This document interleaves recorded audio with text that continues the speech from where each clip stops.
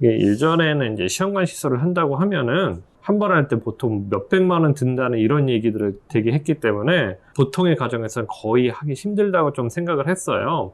근데 점점 인공수정이나 시험관 시술 같은 난임 시술에 대해서 보험 횟수도 늘어나고 적용 범위나 금액도 점점 확대되고 있어서 이제는 아까 표에서 보여드렸던 것처럼 큰 부담 없이 할 수 있게 됐거든요. 안녕하세요. 그 자연임신을 시도하다가 그 인공수정이나 시험관 시술을 하게 되는 경우가 많잖아요. 근데 인공수정이나 시험관이라고 하면 아무래도 힘든 것도 있고 또 비용이 너무 많이 나올까봐 미리 걱정하시는 분들이 굉장히 많아요. 요즘은 이제 보험도 되고 추가 지원도 되고 점점 확대되면서 환자분들의 부담이 좀 많이 줄고 있어요. 맞아요. 근데 이게 제도가 좀 자주 바뀌다 보니까 환자분들이 본인이 이제 혜택을 받을 수 있는 조건에 들어감에도 아직 그 정보를 몰라서 지원을 못 받고 시술을 하시는 분들도 있더라고요. 맞아요. 일단 그 인공수정이나 시험관 시술 같은 경우에는 우리나라에서 이제 2017년 10월부터 다 보험 적용이 됐거든요. 근데 이 사실 자체를 모르는 분들도 아직도 굉장히 많아요. 인공수정을 하든 시험관 시술을 하든 본인 부담금이 딱 30%로 돼 있어서 전체 비용의 30%만 부부가 되고 나머지 70%는 건강보험공단에서 내주게 돼 있는 거죠.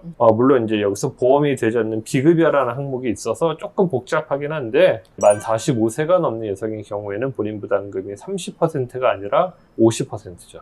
여기에 비급여라는 건 보험 적용이 안 되는 항목이라서 30%만 내가 내는 게 아니라 그 항목에 대해서는 100% 내가 다 비용을 부담해야 되는 그런 항목들을 말하는 거죠. 예를 들면은 이제 시험관하기 시술은 보험으로 했는데 좋은 아기를 잘 만들어서 우리가 임신을 잘 했어요. 근데 이제 둘째를 가지려고 아기를 냉동을 해요. 그럼 그 냉동비는 비급여가 되는 거죠.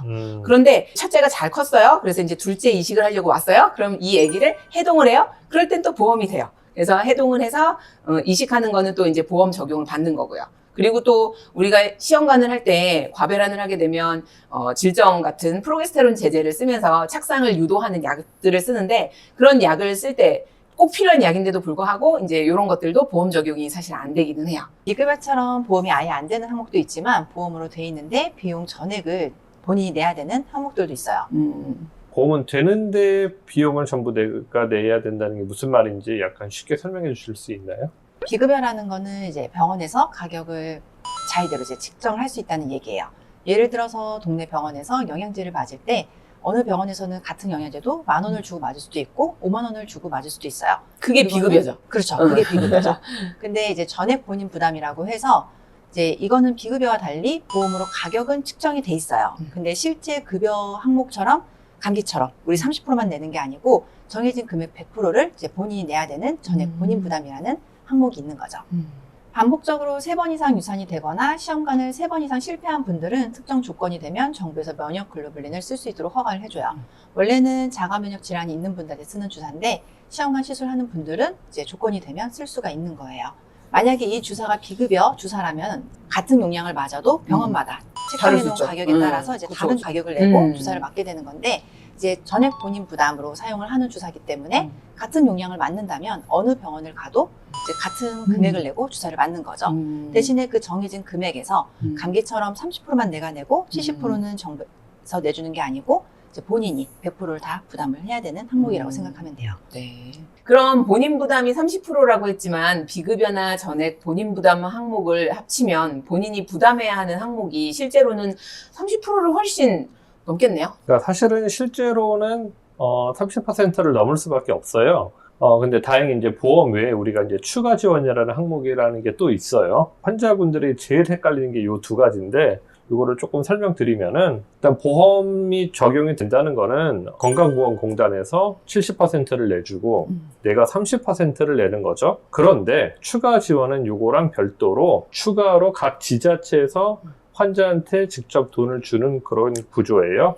23년 6월까지는 중위소득 180% 이상의 난임 부부들의 경우 보험 적용은 됐지만 추가 지원을 받을 수 없었기 때문에 많은 부부들의 본인 부담금이 컸던 자료들이 포함된 걸 감안하면 23년 7월부터는 소득에 관계없이 추가 지원을 받을 수 있는 부분들이 많이 확대가 됐기 때문에 실제로 본인이 내야 되는 금액은 그래프보다는 더 적을 가능성이 있어요. 정리를 해보면 첫 번째, 인공수정, 시험관 같은 경우 국내 난임 부분은 현재 전부 보험 적용이 돼서 여성 나이 만 44세 이하면 본인 부담률이 30%, 45세 이상이면 50%고 신선배하는 9회, 동결은 7번, 인공은 5번까지 보험 적용이 됩니다.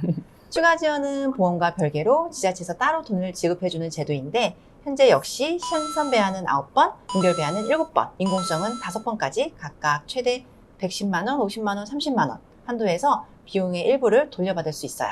추가 지원은 비급여 항목도 시술 중 사용되는 착상 유도제는 최대 20만 원, 유산 방지 목적 약물 최대 20만 원, 배아 냉동 비용 30만 원까지 사용할 수 있어요. 이 각각의 금액은 아까 말씀드렸던 최대 금액 110만 원, 90만 원, 50만 원에 이제 포함이 되게 됩니다.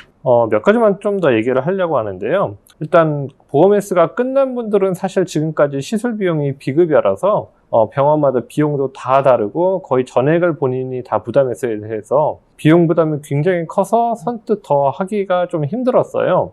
근데 참고로 말씀드리면 보험 횟수가 끝나도 진료비나 초음파 비용, 마취 비용 등은 계속 본인 부담 30% 보험 적용이 돼요. 10번이든 11번이든. 난자 채취라든가 배아 이식과 같은 이제 시술 비용만 비급여로 병원마다 가격이 조금씩 다를 수 있고요. 약제 중에 이제 배란 유도 주사 같은 경우에는 아까 말한 전액 본인 부담으로 정해진 가격을 본인이 전부 부담해야 돼요. 또 보험도 그렇지만 추가 지원도 현재 신선배아 9번, 동결 7번, 인공성 5번 이렇게 정해져 있는데 신선배아 이식을 10번째 하게 되면 추가 지원을 받을 수 없었어요. 근데 이제 2023년 7월부터는 주소지가 서울인 경우에는 시술 종류와 관계없이 22번까지, 22번까지 추가 지원을 받을 수 있게 됐어요. 쉽게 말해서 시험과 신선배아 이식만 22번을 받아도 추가 지원을 다 받을 수 있는 거예요. 2024년 2월부터는 아예 이제 보험 횟수도 신선배아 9번, 동결배아 이식 7번, 인공수정 5번 이런 기준이 다 없어지고 내가 어떤 시술을 받더라도 20회까지 보험 적용을 해 주기로 현재 국회에서 논의가 통과가 됐다고는 들었어요. 마지막으로 환자분들이 이렇게 보험 적용과 추가 지원을 받아서 시술을 받으려면 어떻게 해야 하는지 간단하게 얘기해 줄 수 있나요? 그렇죠. 간단하게 말씀드릴게요.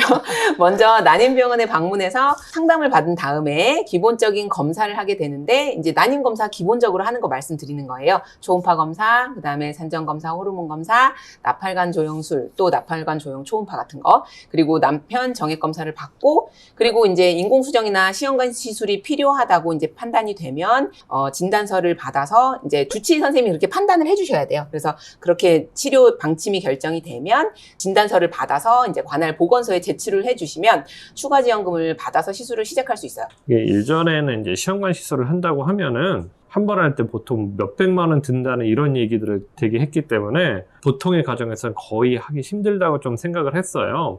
근데 점점 인공수정이나 시험관 시술 같은 난임 시술에 대해서 보험 횟수도 늘어나고 적용 범위나 금액도 점점 확대되고 있어서 이제는 아까 표에서 보여드렸던 것처럼 큰 부담 없이 할 수 있게 됐거든요. 그래서 난임으로 걱정하고 있는 부부들이라면 비용에 대해서 너무 걱정하지 마시고 한번 난임병원에 방문해서 상담을 받아보시라고 좀 말씀을 드리고 싶어요. 저희는 다음에 더 좋은 내용을 가지고 찾아뵙도록 하겠습니다. 감사합니다. 감사합니다. 감사합니다.